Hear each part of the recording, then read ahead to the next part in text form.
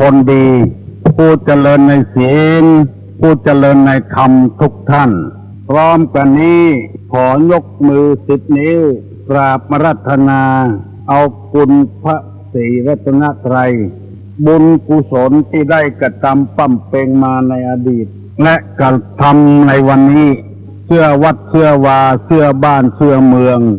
พระสยามเทวาธิราชคุณพ่อคุณแม่คุณครูบาอาจารย์สิ่งศักดิ์สิทธิ์ทั้งหลายอันมีพระบรมธาตุเจ้าโดยสุเทพและครูบาเจ้าศรีวิจัยนักบุญแห่งล้านนาไทยเป็นต้นขอกราบอาราธนาและเชิญชวนมาปกปักรักษาท่านผู้ฟังทุกท่านคือมีอายุมั่นขวัญยืนหิมากาขึ้นมีโชคมีลาภตลอดกาลนานกาเลนะธรรมัสสวนังเอตัมมังคารมุตตมังมาแล้วเนอะเสียงก้องเสียงก้องเสียงมองต่ำเข้าเสียงตุเจ้าเทศนาธรรมมาถึงบ้านมาถึงบนเฮือนมาถึงในเฮือน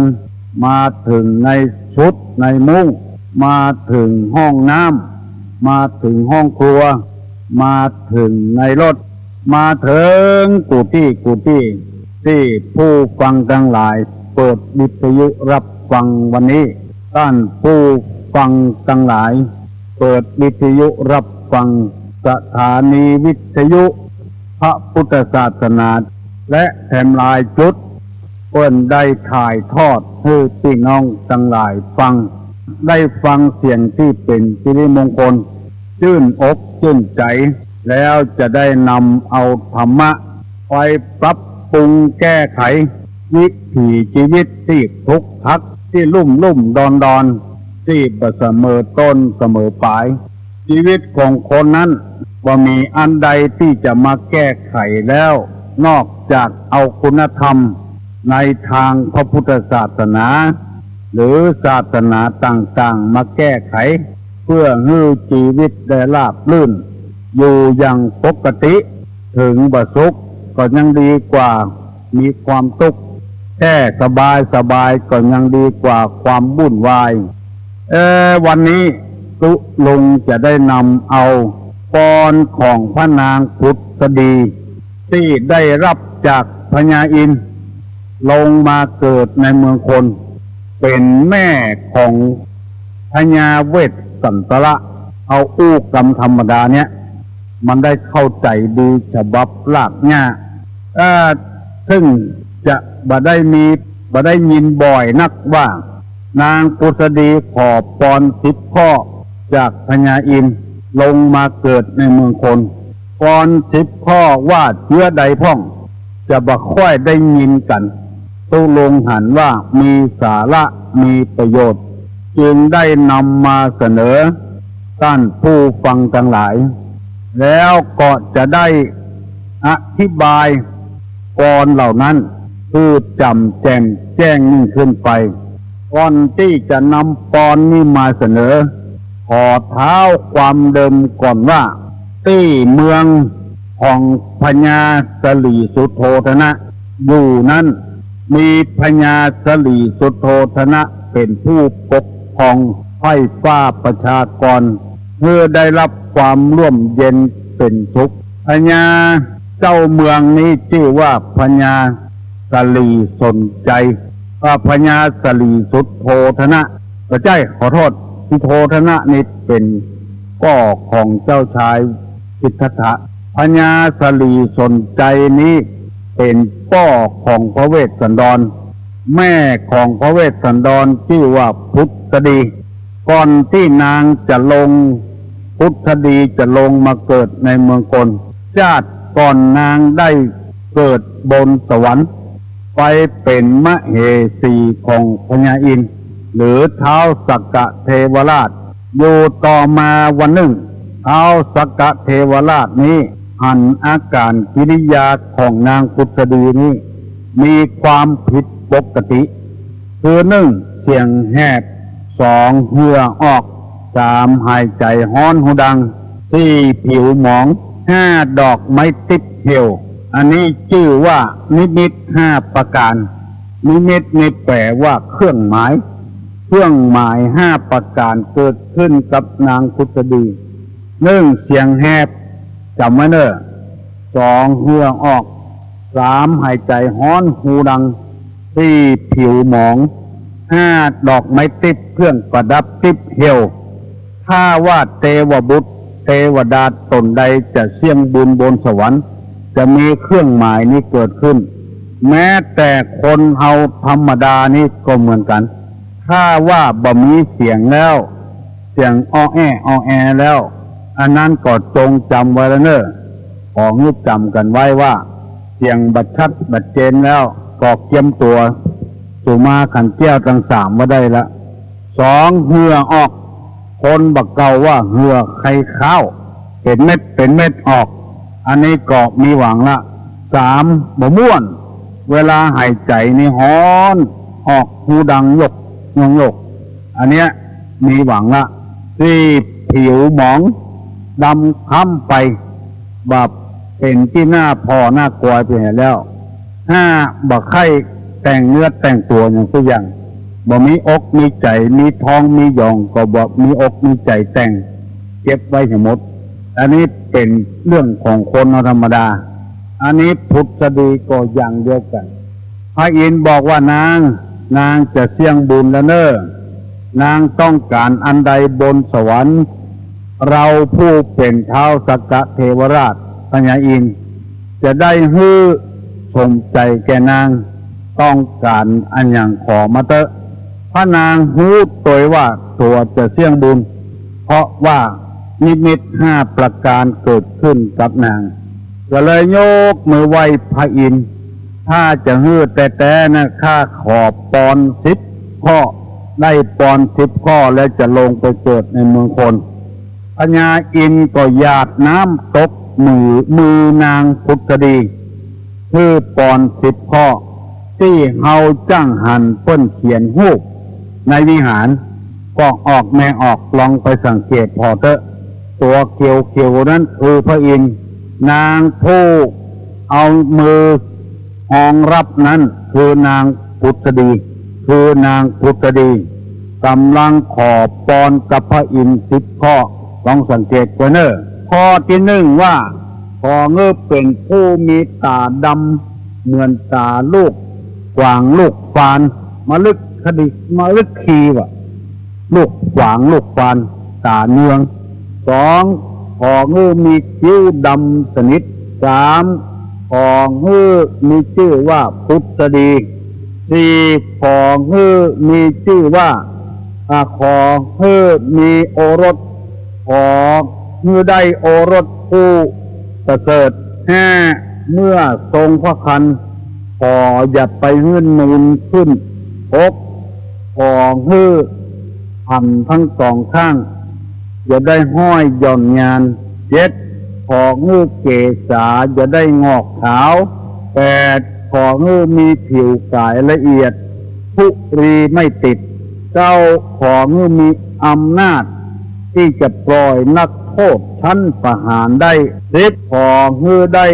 เป็นอัครมเหสีที่โปรดปรานของพระเจ้า4 ปีอันนี้เป็นปอน10 ข้อตุลุงจะได้ขอเมตตาเวลากับท่านผู้ฟังทั้งหลายอธิบายให้ฟังเป็นข้อ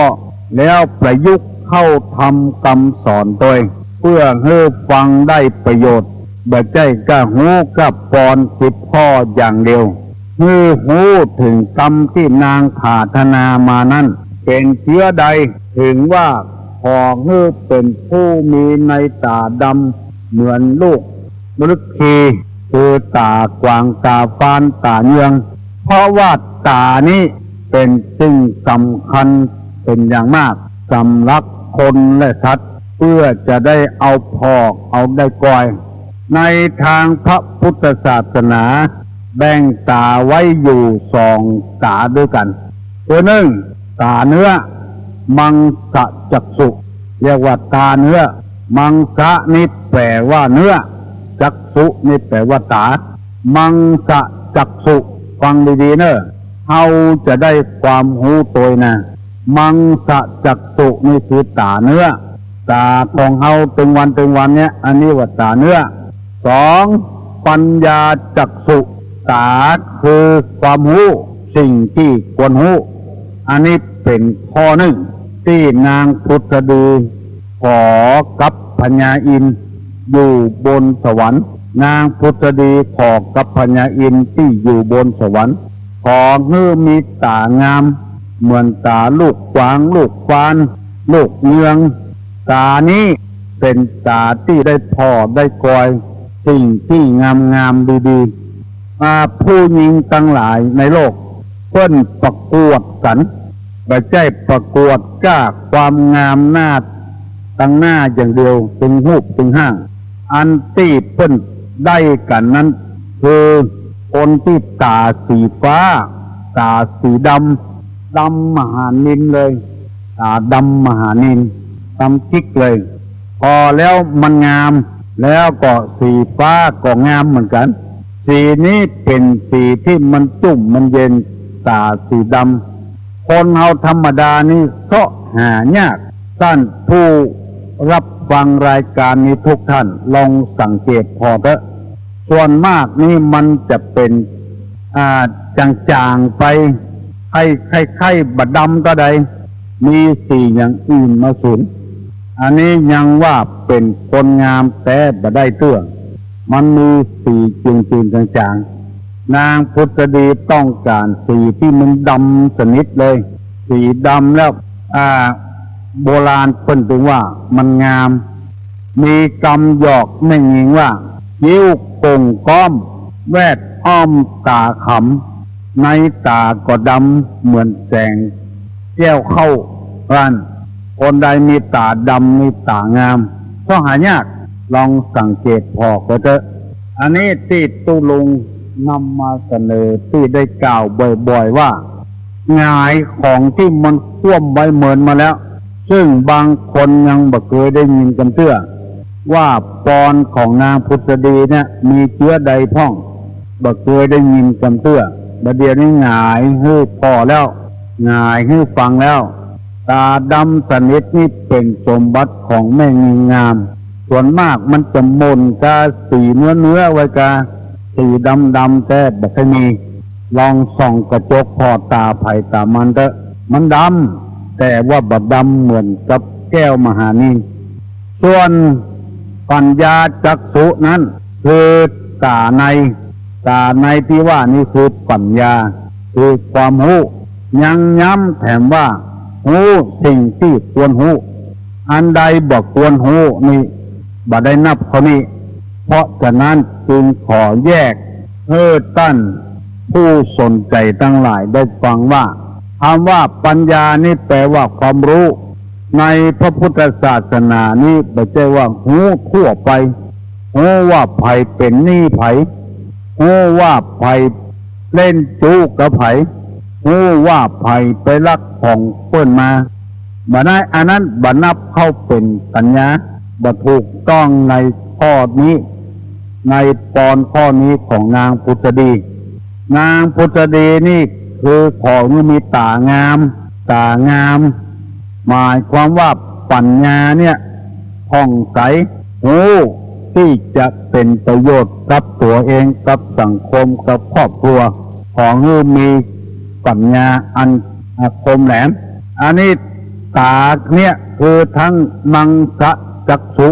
และปัญญาจักษุนี่ก่อให้เกิดกำนางมีน้ำแม่หนึ่งอยู่ในตำบลดอนแก้วอำเภอแม่ริมเนี่ยน้ำแม่นี้เพื่อนฮ้องว่ามาน้ำแม่ตาเยืองเวลาหน้าแล้งนี่มันใสงามเหมือนตาเยืองคนแต่ก่อนเพื่อนฮ้องว่าบ้านแม่ตาเยืองคืออยู่ใกล้น้ำแม่นี้มาเดียวนี้เพื่อนปิ้งไปเหี่ยแล้วบ่ฮ้องแม่ตาเยืองสะกำไปฮ้องว่าชะเยืองไปเหี่ย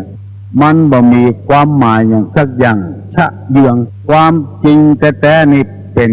ใสเหมือนตาเยืองมันงามอยู่ที่เหนือค่ายป.1,700 พอล้ำค่ายป.1,700มาแล้วจะมีสะพาน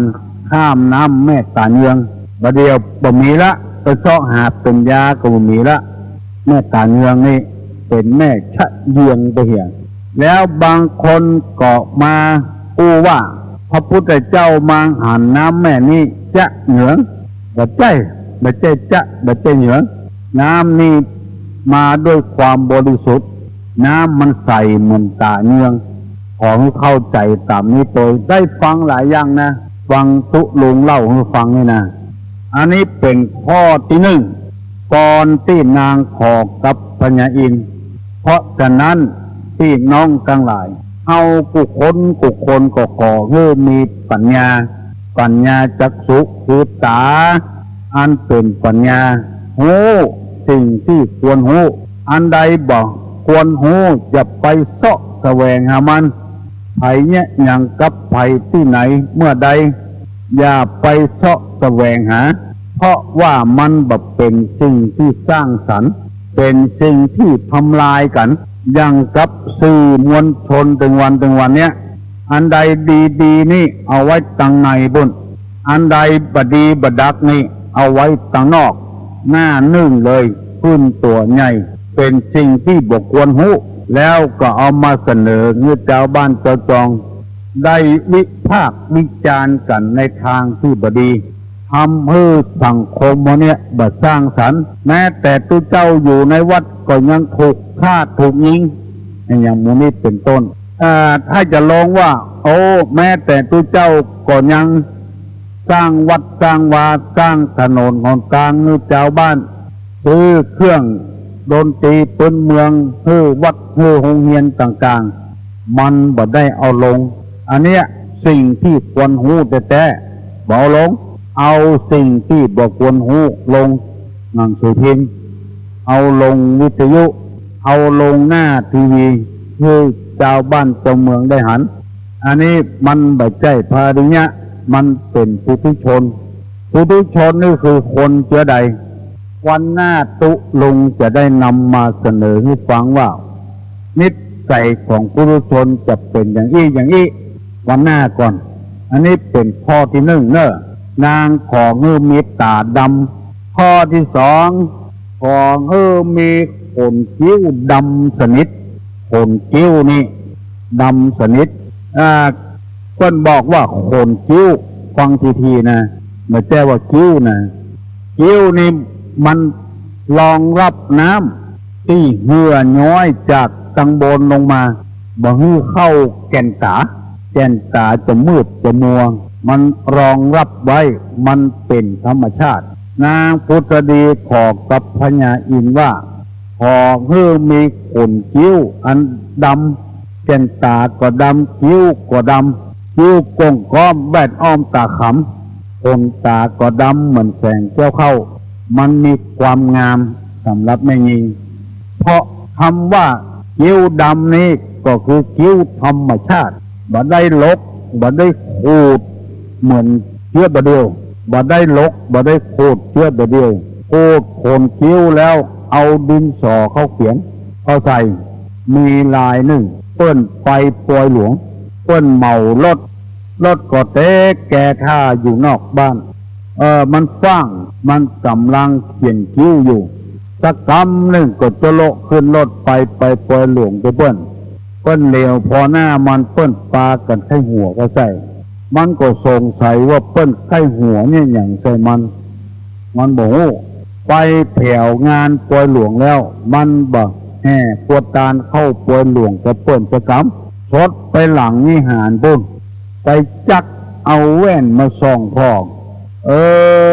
เป็นว่าที่เขาไข้หัวเพราะได้เขียนคิ้วไว้เพิกเดียวแทนเพิกหนึ่ง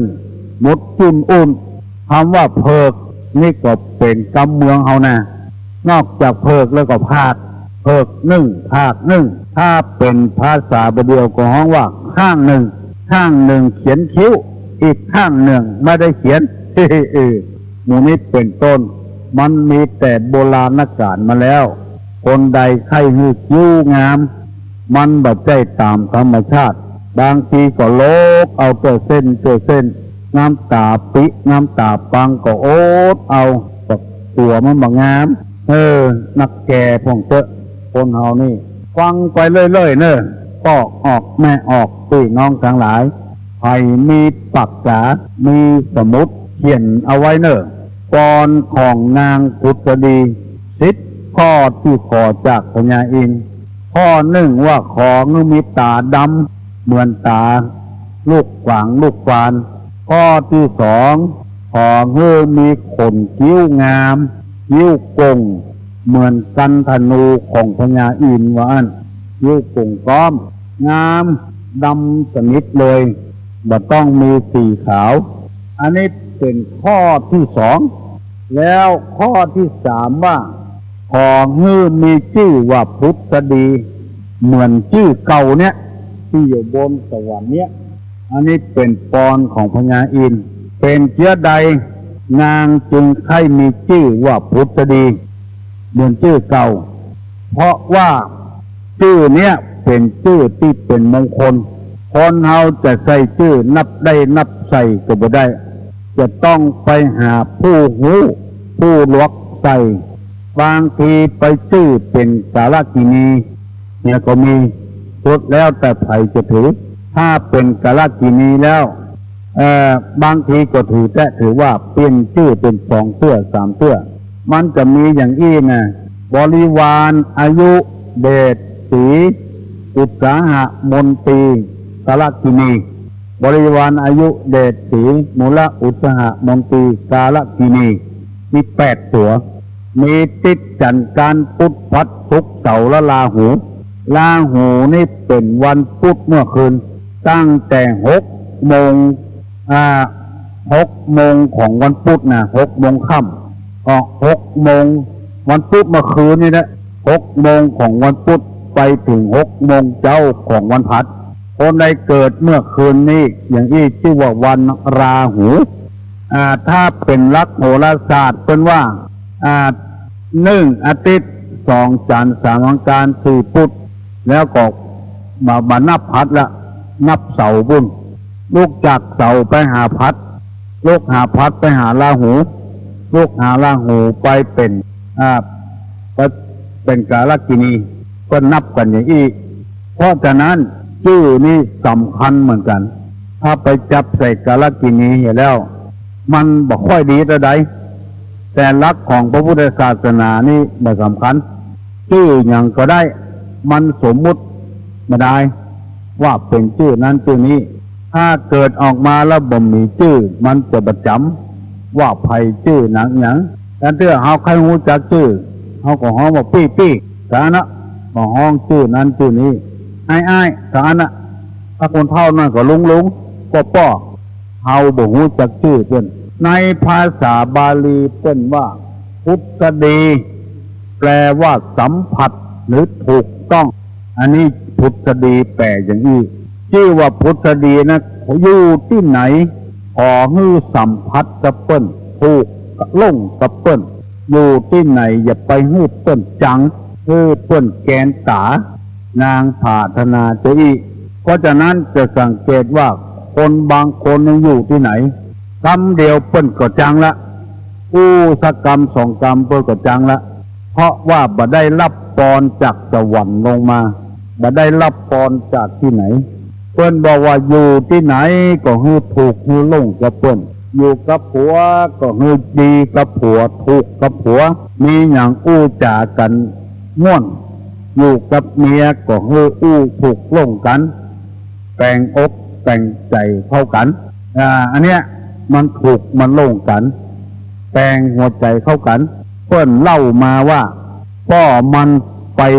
ห้วยไปได้ป่ามาเอามาเทใส่กระมังแล้วมีป่าตัวหนึ่งมันแตกเลยเปิ้นลูกมันไข้หูถามพ่อมันพ่ออันนี้ป่าไอ้หยังป่าจาดพ่อตัวนี้นะป่าหยังป่าจาดตัวเนี้ยพ่อตัวหยังเขาใส่ลูกมันป่าจาด ลูกมันให้พ่อมันเขาใส่แม่มันได้ยินเขาใส่มาเพะลูกพ่อเขาใส่เบิ้นคือเปิ้นนอนนอกเฮือนบุตรเปิ้นสวก ผัวได้นอนนอกเรือนบ่ได้นอนในเรือนห้องลูกมาน้องมานี่ก่อนป่ออันนี้ป่าจาดป่อป่าจาด อันเนี้ยมันเป็นป่อผู้เอกก็ใส่ลูกใส่เต้าอยู่กับไผ่เงื้อถูกกับเปิ้นผัวถูกกับเมียเมียถูกกับผัวลูกถูกกับพ่อกับแม่พ่อแม่ถูกกับลูกจะไปให้เปิ้นแกนหูแกนตาอันเนี้ยพุทธดีเนี่ยแปลว่าสัมผัสถูกต้องเนี่ยอย่างที่มันถูกมันต้องกับเปิ้นอย่าไปคัดไปค้านโดยบ่มีเหตุบ่มีผลบางรายนี่อยู่ที่ไหนเปิ้นจังหัวประชุมเมื่อใดก็เถียงเปิ้นนั้นนะบอกว่าเมื่อใดมาได้กึดเถียก่อนว่ามันจะได้สาระประโยชน์มันบัดสร้างสรรค์มีแก่ทำลายวันนี้ตูลงได้อธิบายตึกข้อนี้ก่อนเนอะข้อที่3ชื่อว่าพุทธดีแปลว่าสัมผัสหรือถูกต้องสัมผัสกับคนอื่นถูกกับคนอื่นลงกับคนอื่นถูกกับเปิ้นต้องกับเปิ้นเอาละเนาะพอออกไม่ออกขอยกมือ10 นิ้วอารัตนาคุณพระเจ้าเจ้าทั้ง3พระสารปกปักรักษาให้อยู่ดีมีสุขให้มันขวัญยืนเนอะสัพพโลคาวินิมุตโตสัพพสันตาปวัติโตสัพพเวระมติกันโตนิพุโตจตุวังภวสัพปีติโยวิวัฏันตุสัพพโรโควินัสตุมาเตภวะตวันตรายโยสุขีที่ข้ายุโกภวะอภิวาธนะสีลิสานิจังวุธาปัจจายโนจัตตาโลธรรมาวัฏันติอายุวันโนสุขังปะลัง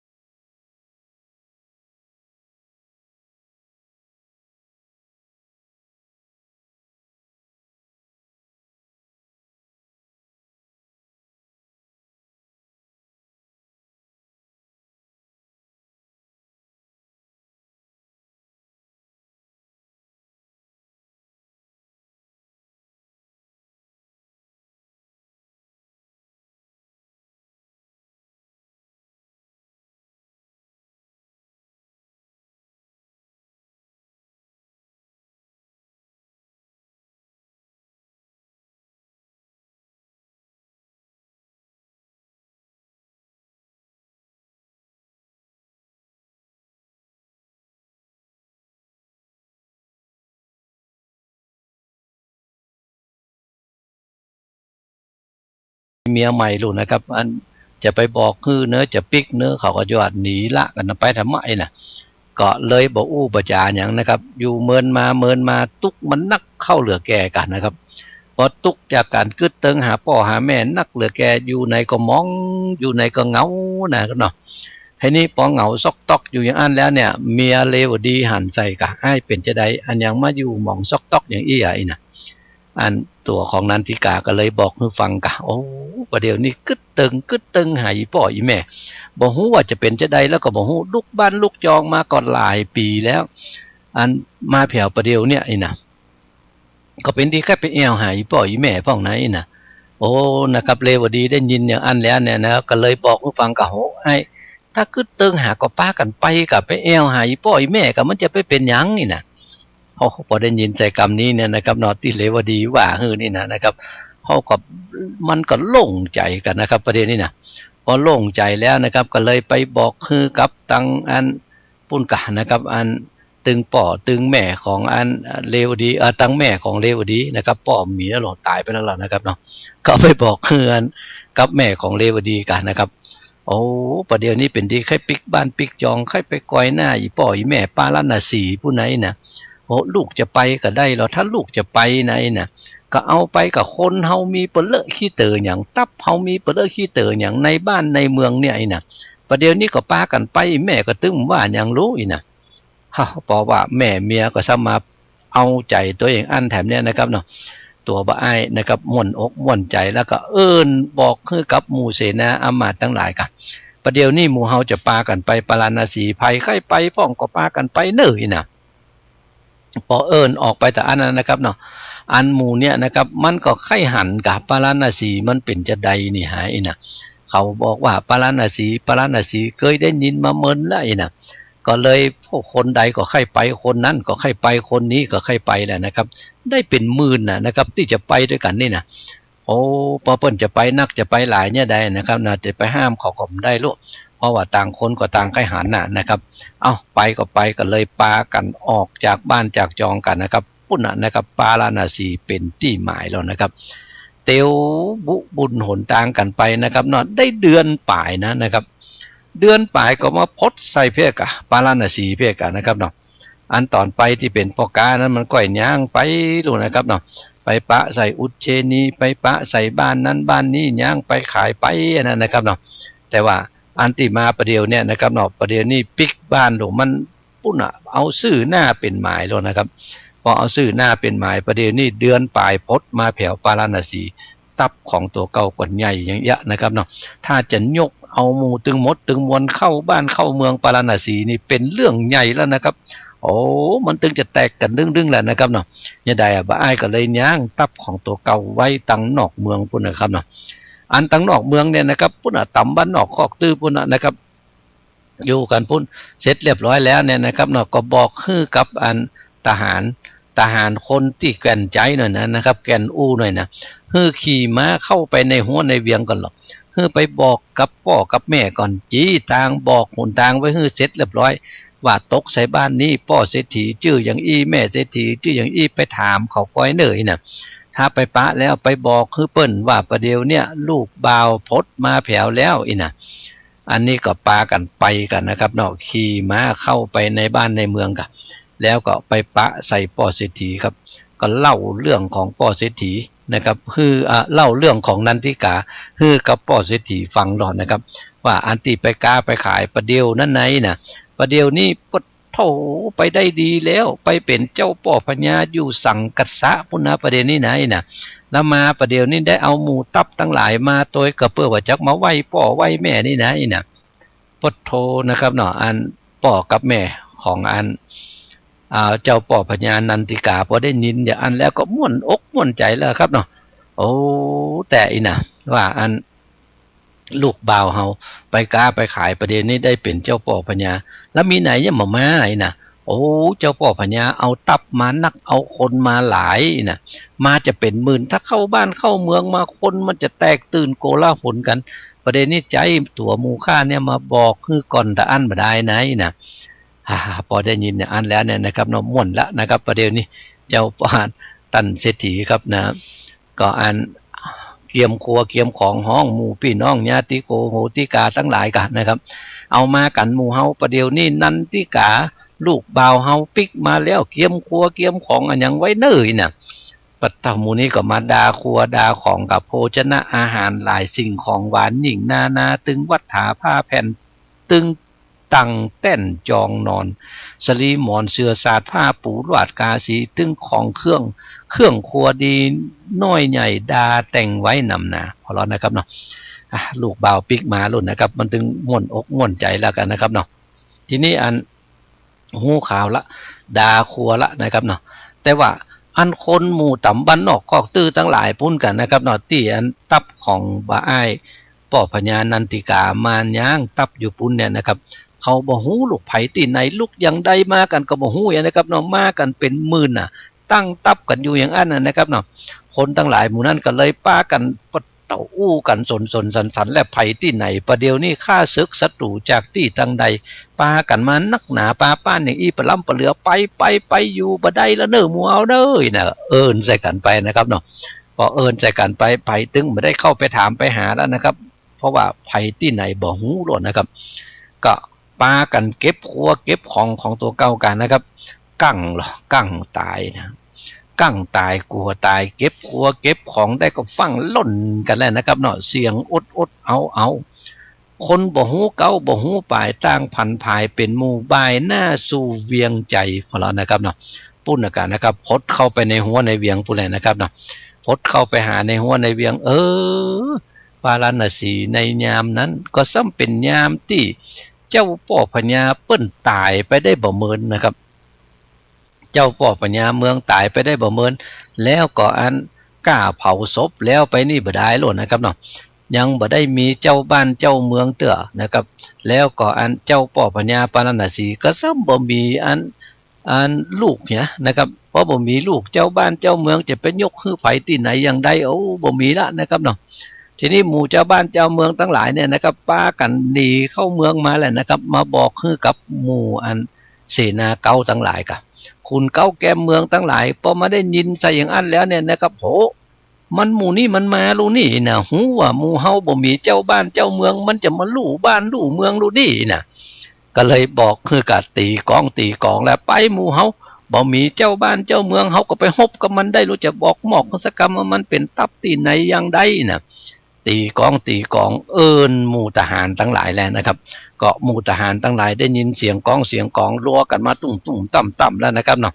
ก็มาผสมจุ่มนุมกันกะหมู่นี้มาผสมจุ่มนุมกันคุณเก้าเมืองก็เลยบอกให้ฟังประเดี๋ยวนี้ข้าศึกศัตรูได้เข้ามาแล้วประเดี๋ยวนี้เกิดบ้านฮ้อนเมืองไหม้แล้วประเดี๋ยวนี้นะหมู่เฮาจะปากันไปฮบนะนะอันข่าวเนี่ยนะครับเนาะมันพดไปหาจนแถวบ้านป่อเศรษฐีพุ่นหรอป่อเศรษฐีพอได้ยินใส่คำว่าประเดี๋ยวนี้หมู่ข้าศึกต่างบ้านต่างเมืองมาแล้วอยู่ตั้งนอกเมืองพุ่นไหนน่ะป่อเศรษฐีก็เลยฟังเข้าในหัวในวังกันนะครับพอเข้ามาแถวในหัวในวังก็เลยเข้าไปหาขุนเก้าแกมเมืองเนี่ยก็มาหาอมาตย์ใหญ่อีเตอะนะครับเนาะไปแล้วเนี่ยนะครับก็เลยไปเล่าฮือกับอันขุนเก้าเมืองได้ฟังกับว่าประเดี๋ยวนี้เกิดเรื่องราวอย่างนี้ขึ้นมาแล้วมันเป็นจะได้นะบัดใจฆ่าศึกศัตรูที่ไหนประเดี๋ยวนี้ไหนนะประเดี๋ยวนี้มันเป็นนันทิกาลูกบ่าวข้านายนะปุ้นลุกจากสังกัสสะปุ้นมาได้เป็นเจ้าบ้านเจ้าเมืองจะไปว่าไปเป็นศัตรูอย่างที่ไหนนะช่วยบอกช่วยเอิ้นกันไปให้กามนะคุณเก่าแก่เมืองก็เลยได้โถอย่างอันกันนี่หาประเดี๋ยวเนี่ยนะเฮาก็จะไปหูจะได้เขามาว่าศึกมาอย่างนะก็เลยบอกกันไปเยี่ยก้ายนะพออันนี้แล้วเนี่ยนะครับเนาะหูเรื่องราวอย่างอันแล้วคุณแก่เมืองก็เลยได้เอิ้นบอกคือกับหมู่ทหารทั้งหลายปีกบ้านประเดี๋ยวนี้บ่มีอย่างแล้วนะอันที่มานี่คนบ้านเฮารู้นะหมู่นั้นตึงมวลก็เลยปากันปิกบ้านปิกจองกันนะครับเนาะปากันกั้งตายมากำแล้วนะครับย้อนบ่ฮู้เรื่องบ่ฮู้ราวอย่างเงี้ยนะครับเนาะหมู่นั้นปิกกันไปแล้วป่อเศรษฐีนะครับขุนเท่าแกมเมืองอย่างทั้งหลายก็เลยมาอู้มาจากันแล้วกันนะครับประเดี๋ยวนี้นะนอกมาอยู่กันตั้งนอกเนี่ยคนมันแตกตื่นกันก่อนย้อนอย่างเอี้ยกะเขาเลยบ่เข้ามาก่อนไหนนะถ้าเข้ามาก่อนมันจะแตกตื่นกันนักกว่านี้ไหนนะถ้าอย่างอันก็ไปบอกคือเขาไปนะไปบอกคือเขามาเข้าบ้านเข้าเมืองมาอยู่ตั้งเพกันแล้วกันเต้ยนะบัดถ้าเป็นยังอยู่ตั้งนอกเฮากับนี่ก็บ่ใจภัยที่ไหนกันรู้นะอันนั้นก็เลยส่งข่าวไปกันนะครับเนาะส่งข่าวไปบอกคือกับนันทิกาว่าประเดี๋ยวนี้เนี่ยตั้งในบ้านในเมืองไปหูเรื่องหูราวหมดแล้วนะประเดี๋ยวนี้นะเข้าบ้านเข้าจองกันมาเด้อนะก็อันที่เกียมครัวเกียมของกันอย่างไว้หั่นตึงหมดนะครับเนาะตึงสลีตึงศาสตร์ตึงเตียงตึงตังมีฮือหมดแล้วลูกนะครับเนาะเข้าบ้านเข้าจองกับประเดี๋ยวนี้นะครับเนาะเดี๋ยวยังฟังเพลงกันสักเพลงก่อนดีกว่านะครับกันเดี๋ยวเขาก็ปิกมาอู้จากันต่อครับว่าจะเป็นจะได้กันต่อไปนะครับเนาะฟังเพลงก่อนครับเชิญเลยครับ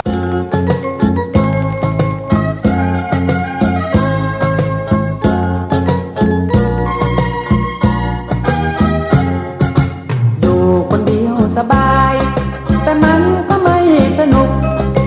อยู่สองคนคนทุกข์แสนสนุกแต่มันบ่สบายเมื่อเฮาเกิดมาเป็นคนถ้าทุกข์ใส่ต้นสับสนบุญนี้ก็ไปมีเมียและมันยุ่งยากวิธีใครหลาบก็ต้องหยาบกันไปเอ๋ย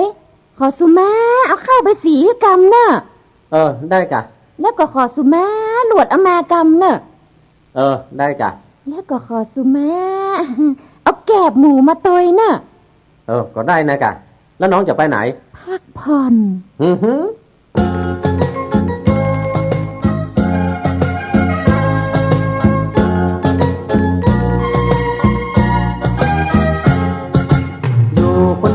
ก็ดีบ่มีไผแจ้งไผด่า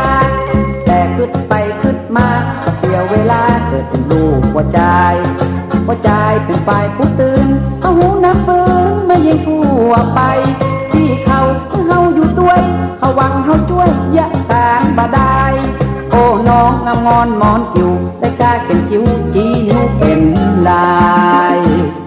ไอ้เอ๋ยขอสุแม่ตักน้ำไว้ใจกำเนอะ ได้กะ แล้วก็ขอสุแม่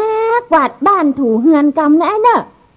ก็ได้นะกะ แล้วก็ขอสุแม่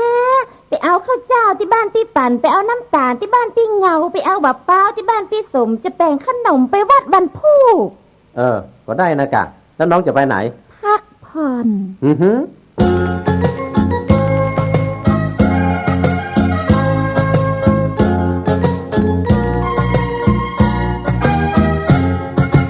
สาระเอียหมอเมียมีเมียและมันยุ่งใหญ่ผู้หวานนอกคมในลวดลายร้อยเล่ห์งานยาเมื่อคืนนั่งดูทีวีเมื่อเจ้าหน้าที่มันมีปัญหาการงานอายังก็เฮาลุกมาเมื่อเจ้านึ่งเข้าหุงหาเมียจ่าจะได้ลากันแน่ให้ไปตรวจแต่กำว่าสูมา ไอ้เอ๋ยขอสุแม่ลูกนึ่งข้าวกำเนอะ ได้กะ แล้วก็ขอสุแม่เสาะของกินข้าวงายกำเนอะ ก็ได้นะกะ แล้วก็ขอสุแม่เอาผ้าไปซักกำเนอะ ได้กะ แล้วก็ โบเอาลูกเอาเมียได้ซักเดี๋ยวเชื่อไปผ้าพูดนะ ก็เพิ่นขอสุมาแล้วเหรอ จะมาตายก็สูแม่เนี่ยกะ ไอ้อันอย่างมาข้างเสียงใหญ่เสียงน้อยอันหา จะฮื้อรีดตัวกอ เฮ้อ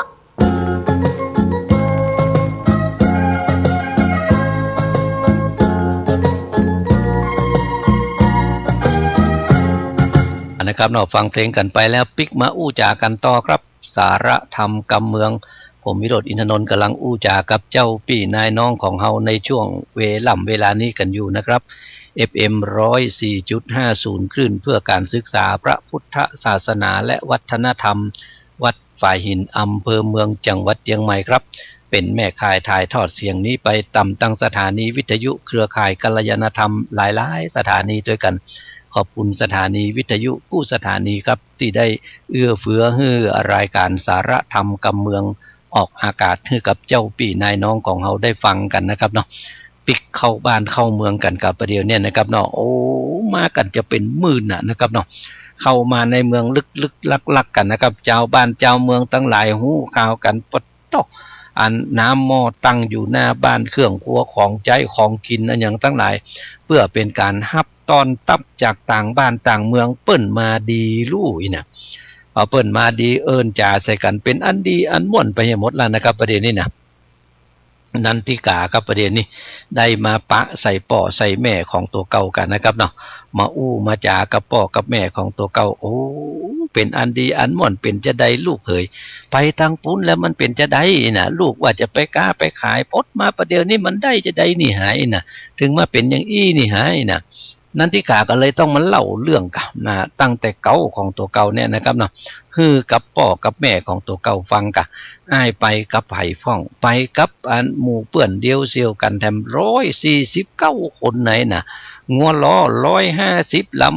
ำปันอันที่ไปกล้าไปขายนี่ไหนน่ะพดไปแผวอุดเชนีกล้าขายเครื่องครัวของใจหมดเสียงแล้วไอ้ก็ว่าจะปิกบ้านละแต่หมู่เดียวเปื่อนเดียวเซียวกันน่ะก็เขาว่าไปตั้งหน้าแถมไปตั้งหน้าแถมนี่น่ะก็เลยปากันไปพดจนแผวสุวรรณภูมิ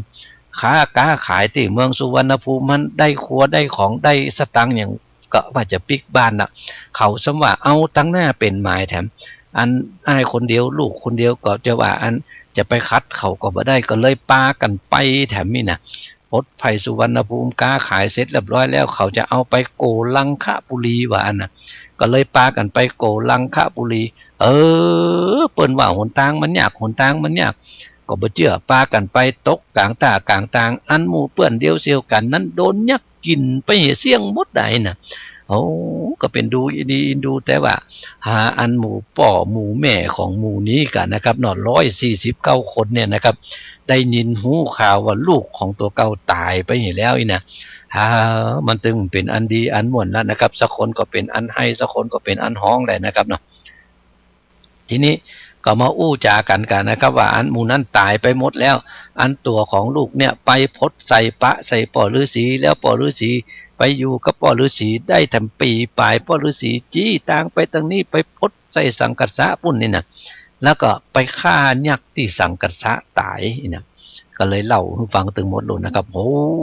ตึงป่อตึงแม่อันป่อเศรษฐีแม่เศรษฐีได้ยินใส่อย่างอันแล้วเป็นดีม่วนอกม่วนใจกันนะม่วนอกม่วนใจอย่างก็ประเดี๋ยวนี้ลูกบ่าวของตัวเก่าก็ยังมาดีแต่ว่านี่หายนะได้ไปเป็นเจ้าบ้านเจ้าเมืองตัวแถมมีสัพพวิชาแถมครัวของอันอย่างตั้งหลายเตี่ยวมือประเดี๋ยวนี้ปุ๊ดรู้มันของแกมบ้านแกมเมืองดูนี่นะการม่วนอกม่วนใจเลี้ยงฮับตอนลูกของตัวเก่าไปนะครับเนาะหมู่ทหารทั้งหลายที่ปากันมานั่นตัวแถมนะครับเนาะเป็นอันดีอันม่วนในเมืองปาราณสีแล้วนะครับเนาะลึกๆลักๆครับประเดี๋ยวนี้นะโอ้นะครับเนาะจากเมืองปาราณสีพดไปแถมสักหมก15 วันแผ่วเนี่ยนะครับเนาะมีเมืองแถมเมืองหนึ่งครับเมืองนี้เนี่ยนะครับเนาะชื่อว่าเมืองพันธุมดีเมืองพันธุมดีเนี่ยนะครับเนาะมีเจ้าป่อพญาชื่อว่าพญาพันธุมราช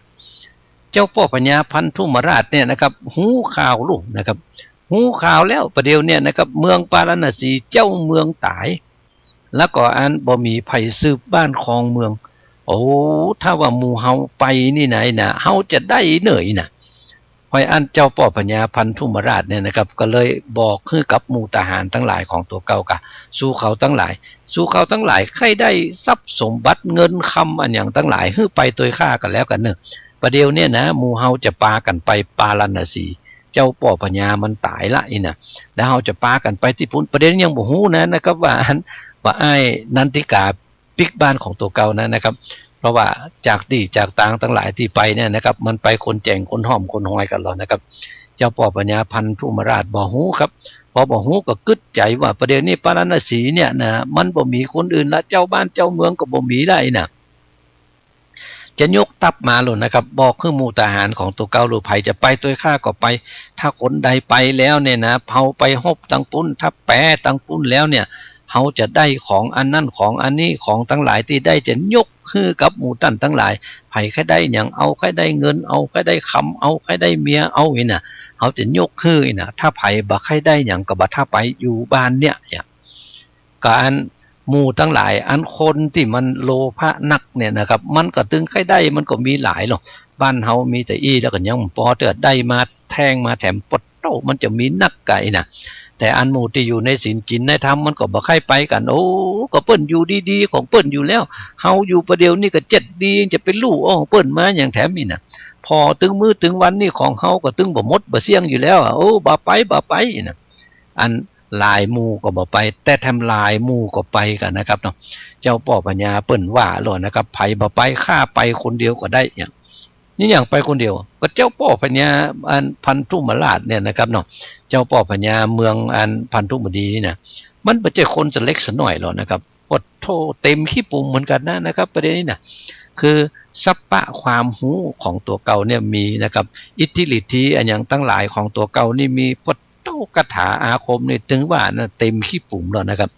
ยันพอเต็มขี้ปุ่มเนี่ยนะครับมันถึงว่าเอาอย่างนั้นไปบ่ไปข้าไปคนเดียวก็ได้อย่างน่ะแต่ว่าอันหมู่โลภะทั้งหลายเนี่ยนะครับอันที่มันใครได้ครัวใครได้ของเนี่ยมันก็มีโลกเขาจะอันเจ้าป่อพญาของเฮาใหญ่ป่านนี้ไอ้นะเขาจะไปกลัวอันอย่างว่าโตยก้นเปิ้นไปไก่นะพอโตยก้นเปิ้นไปแล้วฮบถ้าเฮาหมู่เฮาแปะเนี่ยครัวของอย่างตึงหมดเฮาก็จะได้เนี่ยอันการมาถ้าไปถามหามันตึงมีเพราะเจ้าป่อพญาเฮาดีเนี่ยมันก็เลยปากันโตยไปกันนะครับเนาะอันโตยกันไปนี่ก็ไปกันเป็นหมื่นเหมือนกันนั่นนะครับโอ้อันเมืองพันธุมดีมันก็ไม่ใช่ว่าเมืองน้อยเหมือนกันลูกนะครับมีคนนักมีคนหลายขนาดอันหมู่ที่บอกไปจะเป็นเกิงนะครับไปเป็นเกิงนี่ก็จะเป็นหมื่นแล้วนะครับไป ปากันยกตับไปกันนะครับปดโถออกบ้านออกจองกันไปลี้พลไหลจะจืดฝุ่นฟุ้งมืดบังบนจุมลี้พลโห่ห้องสนั่นก้องแดนดินคนเตียวตีนพระภาพถือหอกดาบปืนไฟจุมจ้างใจห้องแสนมาเต้นแล่นเป็นสายรถเกวียนยายหลายแล่เต็มจุ้งแง่กองต่างพอร้อนนะครับเนาะออกกันไปลุ่มล่ำเลยนะครับเจ้าป่อปัญญานำตับไปเหี่ยปดโถบัทกัวลาประเดี๋ยวนี้นะครับเนาะ15 วันครบไฟก็ไปลอดเมืองใหญ่ปาลาณสีแล้วนะครับ15 วันกับจากเมืองพันธุมดีมานี่นะครับเนาะเจ้าป่อปัญญาพันธุมราชครับประเดี๋ยวนี้นะก็ย่างตับของตัวเก่าเอาไว้ที่นอกเมืองหันกันนะครับเนาะคนสมัยแต่ก่อนนี่มันก็ดีอย่างนั้นในเวลาที่มันจะเข้าจะไปหบทับจับซึกอย่างนี้นะครับไปแผ่วนี่มันบ่ใจว่าโจโดจะเข้าบ้านเข้าเมืองเปิ้นเอามันนือตายมันตึมว่าตลอดนะครับเนาะย่างตับของตัวเก่าไว้ตั้งนอกเมืองก่อนลูกนะครับและจะส่งข่าวก้อมไปก่อนนะครับส่งจดหมายก้อมฮื้อทหารเป็นทูตาของตัวเก่าเป็นทูตของตัวเก่าเนี่ยไปบอกก่อนลูกบอกอันอย่างบอกก็คือว่าประเดี๋ยวเนี่ยหมู่เฮาเนี่ยลุกจากพันธุมดีมานะอินะเจ้าป่อปัญญาพันธุมราชเอาตับมาประเดี๋ยวเนี่ยสู่เขาทั้งหลายถ้ากลัวตายก็ยกเมืองฮื้อเนี่ยถ้าบ่กลัวตายก็ออกมาสู้กันเถอะ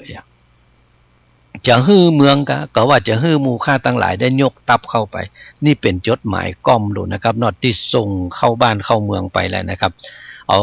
อันหมู่คนทั้งหลายกันนะครับเนาะพอมาหั่นใส่ตับใหม่มาแถมแล้วประเดี๋ยวนี้อันตัวของบ้าอ้ายนั้นเนี่ยนะครับนันทิกานั้นเอาตับของตัวเก่าจากสังกษะนั้นเนี่ยนะครับปุ้นไปอยู่ทางหัวเวียงปุ่นนะครับเนาะแต่ว่าตับของเมืองพันธุมดีที่มาประเดี๋ยวเนี่ยนะครับมันลุกทางใต้เวียงมาลูกนะครับมันมาอยู่ทางใต้เวียงปุ่นพออันเนี่ยนะครับคนทั้งหลายก็บ่ฮู้กันนะครับมันลุกอันอย่างที่ไหนอย่างใดกันมานี่หมู่ที่ไหนลุ่มๆล่ำๆอย่างอี้เนี่ยให้น่ะก็กั้งตายแล้วนะครับประเดี๋ยวนี้กลัวตายกันนะลูกก็ปากันหนีจากบ้านจากจองกันนะครับตนสนสันแล้วนะครับพดเข้าบ้านเข้าเมืองโอ้ประเดี๋ยวนี้หมู่ข้าศึกศัตรูมาแถมเนี่ยลุกตั้งไตปุ่นมาไหนน่ะอันหมู่นี้เอิ้นตึงห้องตึงให้ตึงห้องครับมาตั้งเพศแล้วเนี่ยอันหมู่อันทูตานะครับหมู่ทูตนะครับเนาะกำจดหมายก้อมเข้าในเวียงแหละนะครับพอกำจดหมายก้อมเข้าในเวียงก็มาถามหากับภัยที่ไหนอย่างใดเป็นใหญ่ที่นี่อำมาตย์เก้าต่างตามีอยู่ที่นี่ตรงนี้เอาจดหมายก้อมฮื้อแล้วก็ล่ำลาปิกไปกันนะครับเนาะอันหมู่ตัวเนี้ยนะครับหมู่อำมาตย์เก้าทั้งหลายเอาจดหมายมากำพอแล้วก็มาปรึกษากันกะแต่เนาะประเดี๋ยวนี้เจ้าฟ้าปาลาคือพญาพันธุมราชฤทธีอาจเหลือคนนำลี้พลน้อยใหญ่มาอยู่ใกล้เวียงใจแต่วันใส่พวกเจ้ามันเตี้ยงเข้าเตเมืองว่าอันน่ะมันก็ยังบอกอยู่นะถ้าบ่ฮื้อนี่ฮบเลยนะถ้าฮบนี่วันพุกจะยกตับเข้าเมืองได้นะถ้าว่ายอมตัวของข้านี่กำขันเข้ามาขอข้าจุมาข้าเนี่ยแล้วก็เจิญตัวข้าเข้าในหัวในวังก็จะบ่อันจะบ่ฆ่าไผ่จะบ่เนี่ยอย่างฮื้อไผ่ทั้งนั้นน่ะน่ะนั่นหมู่ทางนี้ก็เลยมาอู้มาจากันกอยกันนะครับเนาะโอ้ประเดี๋ยวนี้เฮาจะเนี่ยจะได้กันดีนี่หายน่ะมันกึดว่าหมู่เฮานี่บ่มีเจ้าป่อปัญญามันกึดใจเอาง่ายๆโอ้อย่างอี้จะไปหู้มันสักหมกใดใหญ่นะไปหมู่เฮาอีน่ะก็สั่งกันนะครับเนาะตีกองเลยนะครับเนาะกะลกกันอย่างตั้งหลายมีก็เลยบอกให้กับหมู่เฮาจะบ่ยอมมันหมู่เฮาจะสู้ปืนเฮาก็มีรู้อีน่ะสีนาฏเฮาก็มีธนูไฟปืนใหญ่เอามาไว้ๆประเดี๋ยวนี้หมู่เฮาเตรียมตับกันเอาไว้วันพุกเมื่อเจ้าจะไปบอกหมอกมันสักกะมาจะสักหมอกใดนี่หายน่ะปาราณสีก็เลยเตรียมตับของตัวเก่ากันนะครับวันพุกจะออกไปสู้แกวสกรรมไม้น่ะเวลาของสารธรรมกับเมืองมดเสี่ยงกันไปเห็นแล้วนะครับเนาะเอาวันพุกก็ปิกมานะครับฟังกันต่อกันแล้วกันนะครับเนาะว่าจะเป็นจะได้ครับสู้กันไปแล้วเนี่ยนะครับจะสู้เจ้าป่อปัญญาพันธุมราชได้ก่อนนะครับเนาะวันนี้ผมวิโรจน์ อิชนนท์ขอล่ำลาเจ้าพี่นายน้องของเฮาไปด้วยเวลาเพียงแต่อีกก่อนนะครับโชคดีมีใจเป็นของเจ้าพี่นายน้องเฮาจูผู้นายคนครับสวัสดี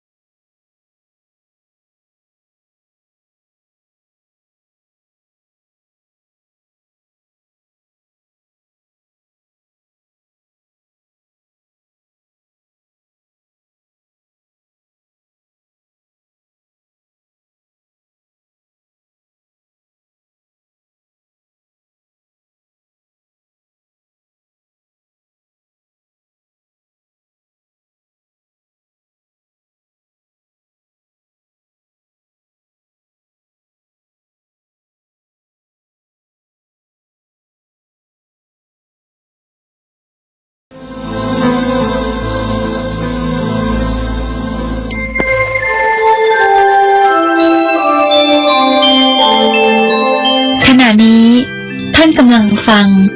สถานีวิทยุกระจายเสียง FM 104.5 เมกะเฮิรตซ์